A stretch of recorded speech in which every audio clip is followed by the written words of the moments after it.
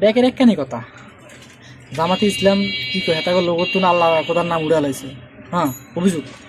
এরপরে জামাতের আমির কি কয় শারদীয় দুর্গার পূজার শুভেচ্ছা জানাচ্ছে হিন্দু ভাই করে।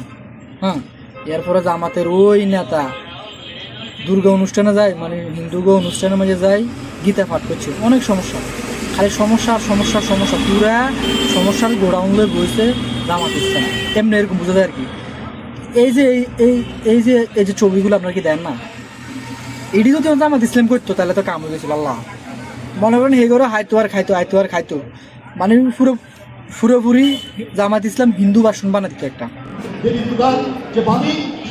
এই যে অন্যান্য দলের নেতারা, বড় বড় নেতারা যেই দুর্গা অনুষ্ঠানে যায় যে তারা ওম নমঃ শিবায় করে, হ্যাঁ, হাত জোর করি দুর্গা পূজার মূর্তি কাছে কি জানি হেতারা চায়। হ্যাঁ, দুর্গার শক্তিতে হেতারা শক্তিশালী হইতে চায়। হ্যাঁ, দুর্গার যে বাণীগুলো আছে এই বাণীগুলো খালি হিন্দু হবে না, সবাই উপকৃত। এরকম যে কথাগুলো কয় ওনার মনে হয় এডিলে আর কোনো বাড়াবাড়ি মারামারি হারাহারি দুয়ারি নেই।